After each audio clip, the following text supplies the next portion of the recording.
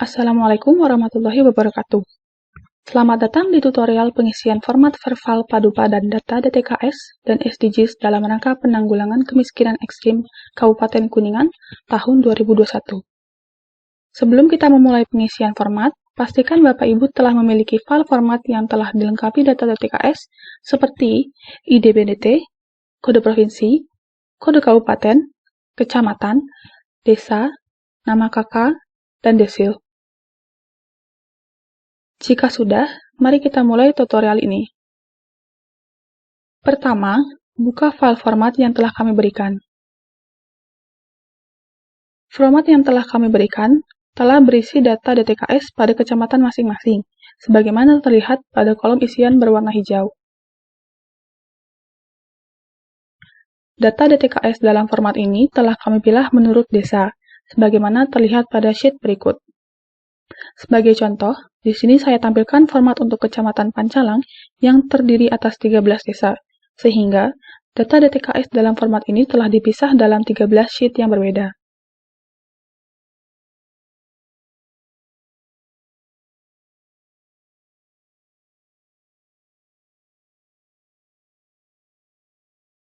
Sebagaimana yang Bapak Ibu lihat, kolom yang berwarna hijau telah terisi oleh data DTKS yang bersumber dari Dinas Sosial, dan hanya tersisa kolom desil 1 dan desil 2.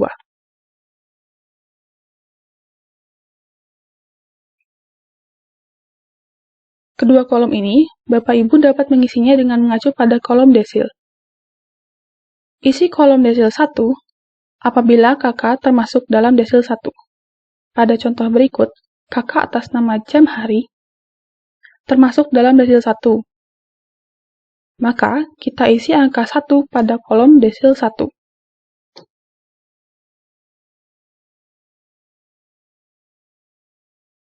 Begitu pula dengan kolom desil 2, isi jika kakak termasuk dalam desil 2. Pada contoh format berikut, kakak atas nama Dede termasuk dalam desil 2.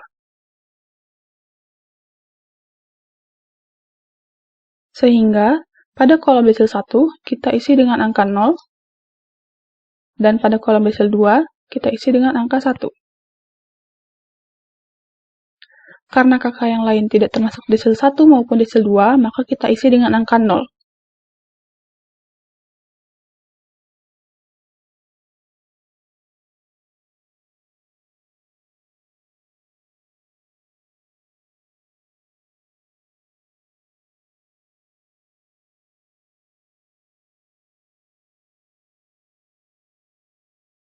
Selanjutnya adalah isian data kondisi terkini, diisi oleh operator di desa.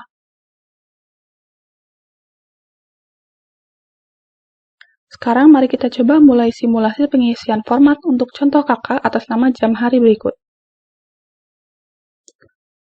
Pada kolom nomor 3, jika kepala keluarga termasuk kelompok usia lansia atau lebih dari 65 tahun, isi dengan angka 1. Jika kakak berusia kurang dari 65 tahun, maka isi dengan angka 0. Pilihannya bisa kita lihat pada pilihan berikut. Jika terjadi salah ketik atau mengisi tidak sesuai format angka 1 atau 0, maka akan muncul peringatan seperti ini.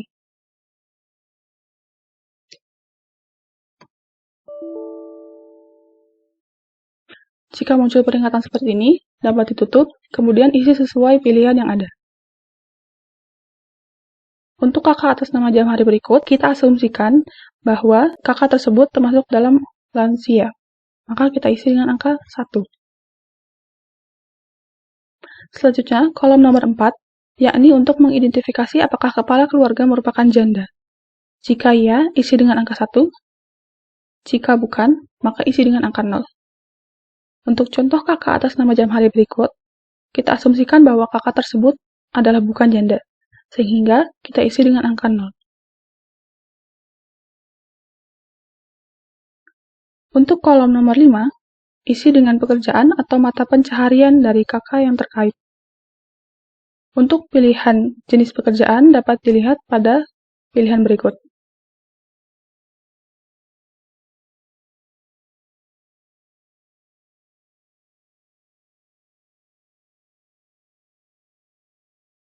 Jika jenis pekerjaan kakak tidak ada dalam pilihan berikut, maka dapat pilih lainnya. Lalu, tuliskan pekerjaan kakak dalam kolom catatan tambahan.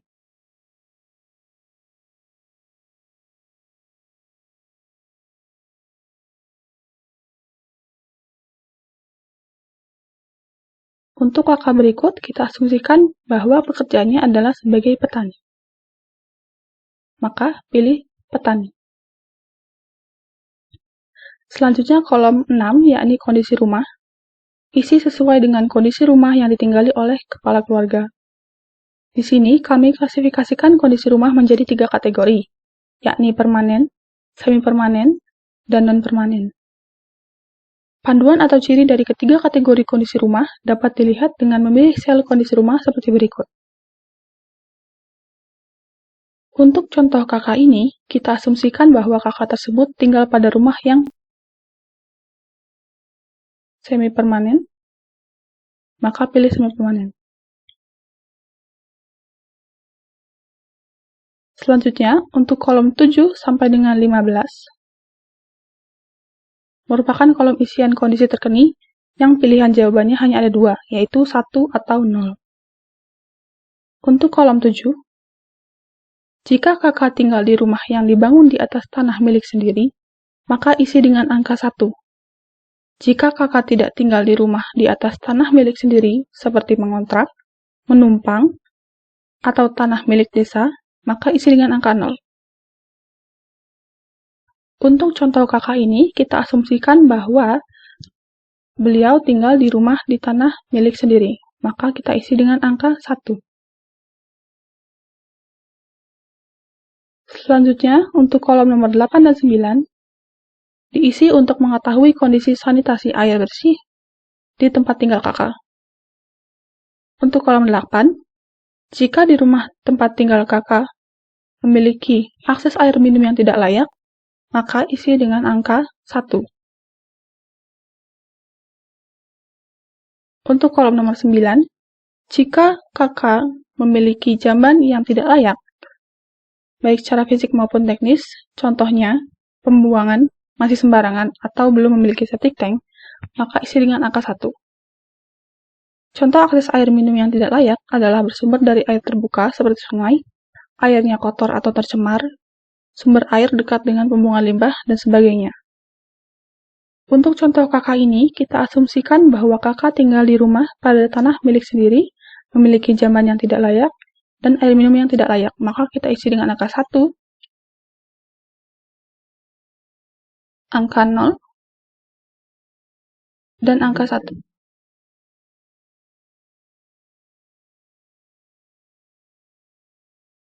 Selanjutnya, pada kolom nomor 10 dan 11, kita identifikasi apakah kakak terdaftar sebagai penerima bantuan PKH atau BPNT.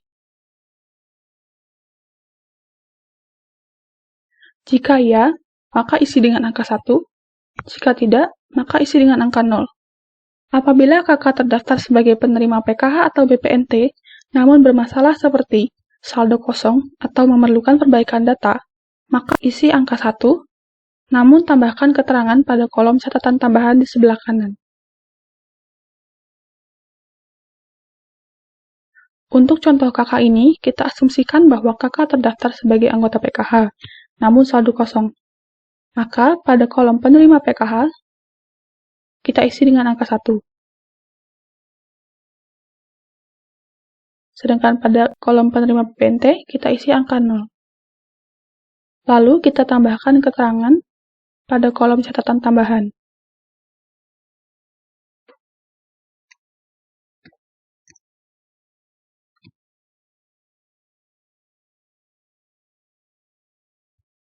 Catatan dapat disesuaikan dengan kondisi kakak masing-masing. Selanjutnya, pada kolom 12 sampai dengan 14,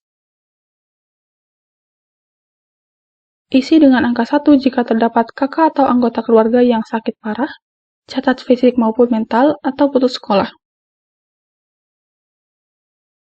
Sakit di sini artinya terdapat anggota keluarga yang memiliki penyakit menahun, seperti penyakit jantung, TBC, dan sebagainya, yang membutuhkan banyak pengobatan.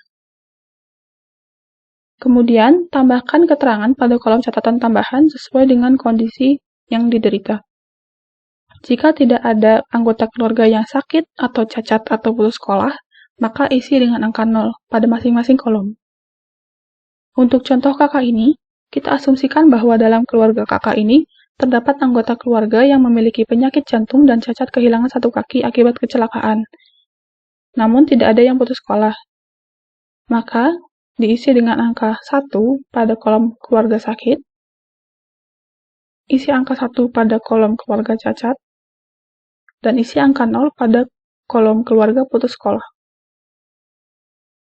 Lalu, ditambahkan keterangan pada kolom catatan tambahan sesuai dengan kondisi.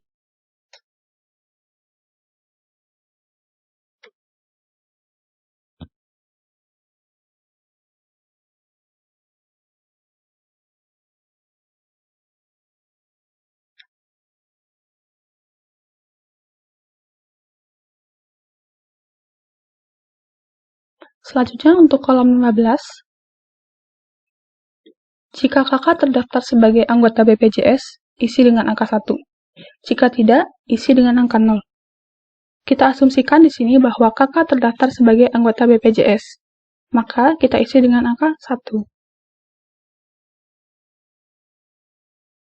Untuk kolom 16, isi sesuai dengan tingkat pendidikan terakhir yang ditamatkan oleh kakak.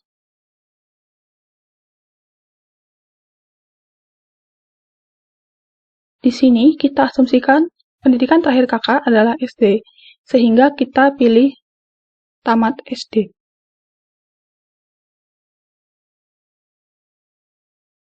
Untuk kolom 17 dan 18 berkaitan dengan identifikasi aset kakak. Jika kakak tidak memiliki tanah atau ternak, maka isi dengan angka 1. Jika punya, isi dengan angka 0.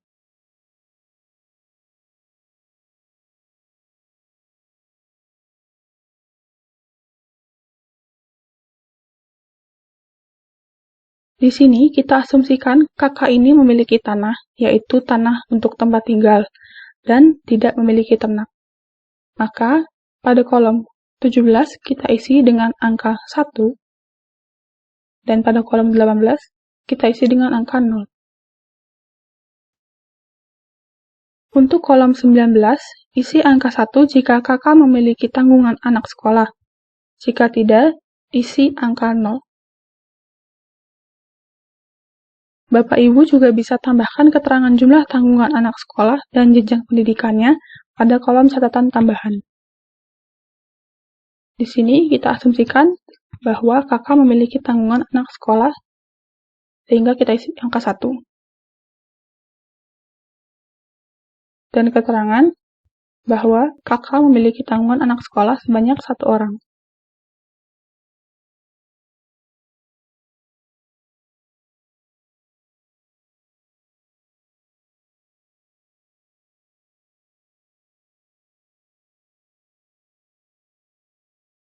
Terakhir, kolom keterangan data kakak yang hanya diisi apabila terdapat masalah terhadap data kakak terkait, seperti kakak sudah meninggal, pindah, ganti nama kepala keluarga karena suami meninggal, menikah lagi, dan sebagainya, data kakak ganda atau double, atau kakak tidak ada atau tidak ditemukan di desa yang bersangkutan. Silakan pilih salah satu dari pilihan berikut.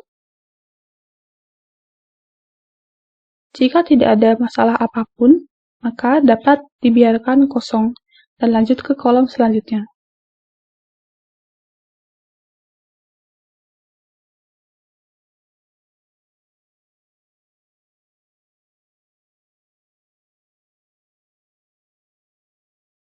Karena kolom catatan tambahan sudah terisi oleh keterangan dari kolom-kolom selanjutnya, maka isian data terkait kondisi terkini sudah selesai. Selanjutnya adalah pengisian terhadap kebutuhan intervensi bantuan berdasarkan kondisi terkini, yang ditandai dengan kolom berwarna biru dan hijau. Terkait dengan kebutuhan bantuan, kami mengklasifikasikannya menjadi 14 kategori berikut.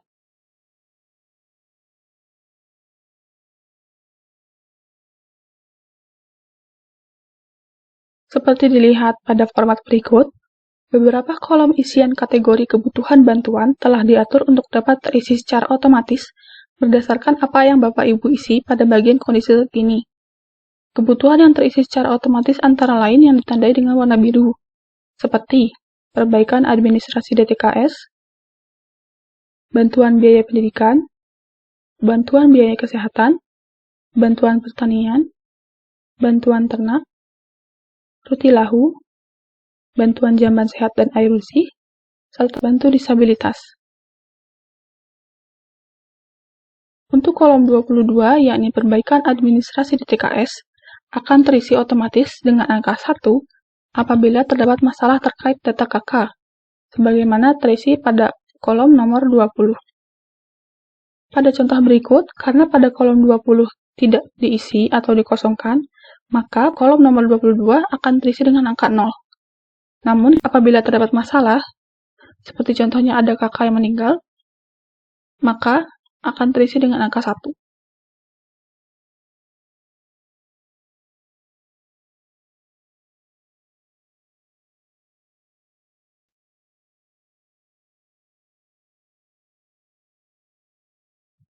Untuk kolom otomatis selanjutnya pada kolom 26, yakni bantuan biaya pendidikan, akan terisi dengan mengacu pada tanggungan anak sekolah. Jika kakak memiliki tanggungan anak sekolah sebagaimana tertulis pada isian kolom nomor 19, maka secara otomatis pada kolom 26 akan terisi dengan angka 1.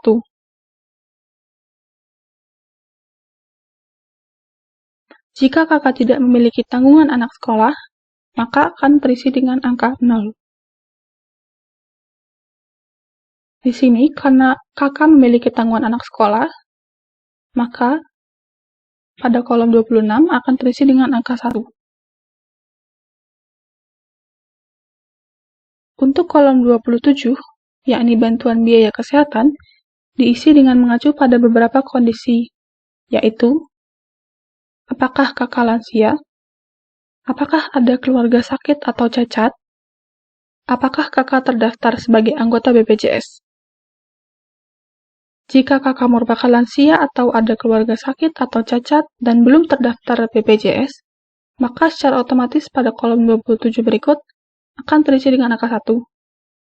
Jika sebaliknya, atau sudah terdaftar BPJS, maka akan tetap terisi dengan angka 0. Untuk kasus ini,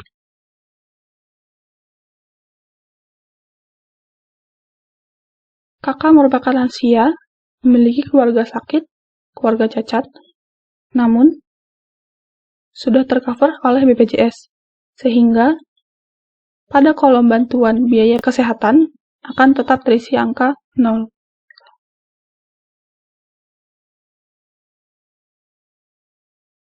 Untuk kolom 28, yakni bantuan pertanian, akan terisi dengan angka 1 apabila kakak dianggap membutuhkan bantuan pertanian, baik berupa benih, bibit, pupuk, alat usaha tani, dan lain-lain. Pertimbangannya adalah kakak merupakan penduduk miskin dan bekerja di sektor pertanian. Jika tidak, maka akan terisi dengan angka 0. Serupa dengan pertanian, untuk kolom 29 yakni bantuan ternak, juga akan berisi angka 1 apabila kakak merupakan penduduk miskin dan bekerja di sektor peternakan. Untuk contoh kakak berikut, karena kakak bekerja pada sektor pertanian, yakni sebagai petani, maka pada kolom 28, yakni bantuan pertanian, akan terisi dengan angka 1, sedangkan pada kolom 29 terisi angka 0.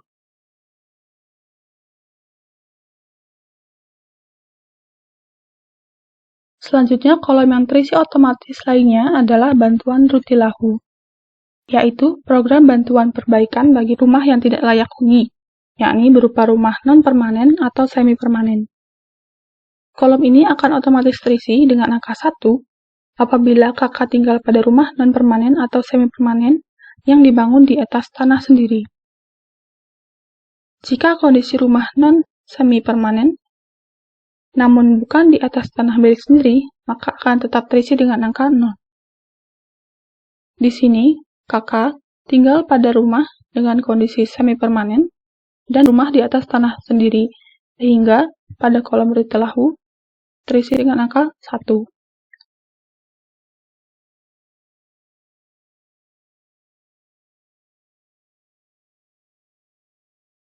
Kolom bantuan jamban sehat atau air bersih akan terisi dengan angka 1 apabila kakak memiliki jamban atau akses air minum yang tidak layak. Jika layak, maka kolom berikut akan tetap terisi dengan angka 0. Begitu pula bantuan alat bantu disabilitas akan terisi angka 1 jika dalam keluarga terdapat anggota yang cacat. Jika tidak ada, maka akan tetap terisi angka 0. Untuk kakak berikut,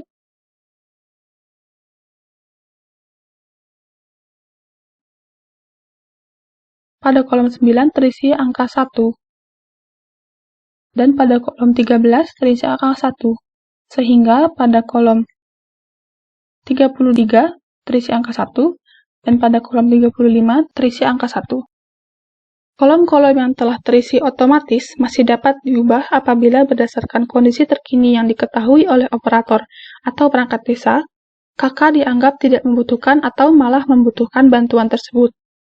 Contohnya, jika kakak adalah seorang petani, maka pada kolom nomor 28 akan otomatis terisi dengan angka 1, yang berarti kakak tersebut termasuk dalam kakak yang direkomendasikan untuk mendapatkan bantuan pertanian.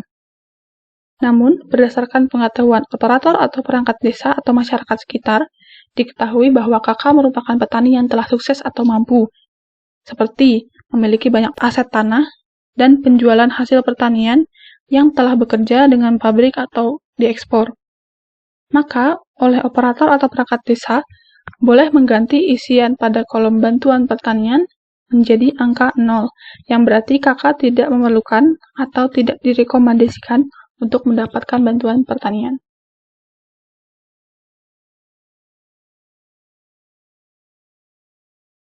Selanjutnya, selain kolom kebutuhan bantuan yang terisi secara otomatis, juga terdapat beberapa kolom kebutuhan bantuan yang tidak terisi secara otomatis atau manual, melainkan harus diisi dengan berdasarkan hasil analisis Bapak Ibu, operator atau perangkat desa yang melakukan pendataan. Di sini kita tandai dengan warna hijau muda. Untuk pengisian kolom nomor 23 dan 24, yaitu perbaikan administrasi PKH dan BPNT, silakan isi sesuai dengan permasalahan yang dihadapi kakak penerima PKH atau BPNT.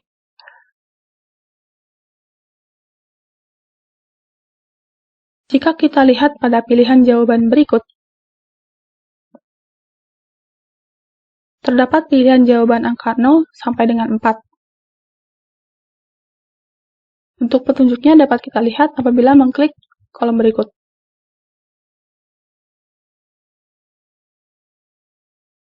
Bapak Ibu, silakan mengisi kolom berikut dengan angka 1 apabila penerima PKH dan atau BPNT membutuhkan bantuan perbaikan data nama identitas keanggotaan PKH atau BPNT. Misalnya, kakak yang terdaftar adalah nama suami, namun suami tersebut telah meninggal sehingga peran sebagai kepala keluarga digantikan oleh istri. Maka isi dengan angka 1. Selanjutnya, isi dengan angka 2 apabila kakak terdaftar sebagai anggota PKH atau BPNT, namun diketahui tidak lagi menerima bantuan atau saldo kosong.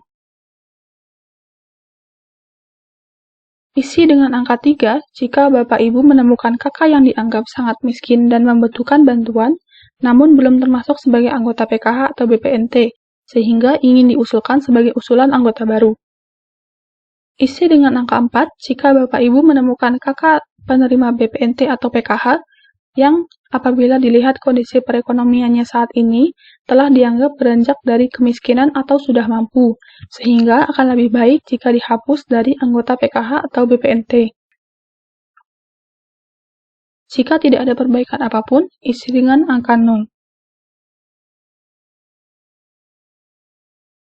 Untuk contoh kakak berikut, merupakan penerima PKH dengan saldo kosong dan bukan penerima PPNT, sehingga pada kolom 23 kita isi dengan angka 2. Dan kita isi angka 0 pada kolom 24. Untuk kolom 25, isi dengan angka 1 apabila kakak dianggap membutuhkan bantuan pangan tunai dengan pertimbangan analisis kebutuhan yang berdasarkan pada apakah kakak merupakan penduduk miskin, khususnya miskin ekstrim, apakah kakak merupakan lansia, apakah kakak memiliki penyakit atau cacat yang menjadikannya tidak bisa bekerja mencari nafkah? Jika iya, maka isi dengan angka 1. Jika tidak, isi dengan angka 0. Untuk contoh kakak berikut, kakak merupakan lansia namun masih bekerja sebagai petani, sehingga dapat kita isi dengan angka 0. Namun apabila dianggap membutuhkan, dapat diisi dengan angka 1.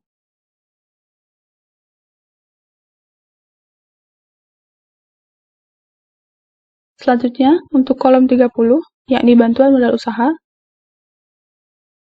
isi dengan angka 1 apabila kakak dianggap membutuhkan bantuan modal usaha dengan pertimbangan analisis kebutuhan berdasarkan pada apakah kakak merupakan penduduk miskin khususnya miskin ekstrim, apakah kakak bekerja di sektor selain pertanian atau peternakan seperti berdagang, buruh bangunan, usaha produksi, dan sebagainya, apakah kakak dapat memanfaatkan bantuan modal dengan baik untuk meningkatkan usaha dan pendapatannya sehingga dapat beranjak dari garis kemiskinan?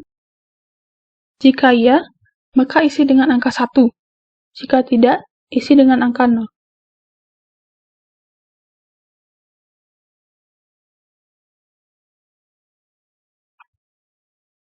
Selanjutnya, untuk kolom 31, yakni bantuan pelatihan keterampilan kerja, isi angka 1 jika kakak dianggap membutuhkan bantuan pelatihan keterampilan kerja dengan pertimbangan apakah penduduk ini miskin yang membutuhkan bantuan, apakah kakak masih dalam usia produktif, apakah kakak memiliki potensi untuk mengamalkan ilmu dan keterampilannya dalam dunia usaha atau kerja sehingga dapat beranjak dari kemiskinan, apakah kakak memiliki kemampuan dan bersedia untuk diberikan pelatihan? Jika iya, isi dengan angka 1. Jika tidak, isi dengan angka 0.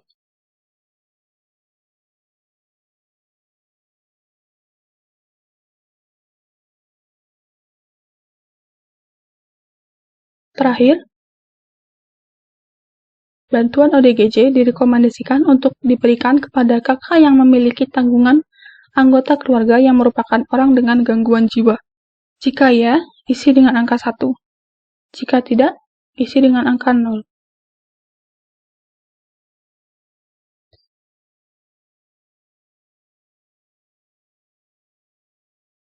Itulah penjelasan singkat tentang panduan cara pengisian format verbal padu padan DTKS dan SDGs Desa. Jika masih ada hal yang kurang dipahami, silakan bertanya kepada kami di Bapeda via WhatsApp melalui grup maupun Japri. Terima kasih atas perhatiannya, semoga semangat dan diberikan kemudahan dan keberkahan dalam kegiatan verbal ini demi Kabupaten Kuningan yang bebas dari kemiskinan ekstrim di masa mendatang. Wassalamualaikum warahmatullahi wabarakatuh.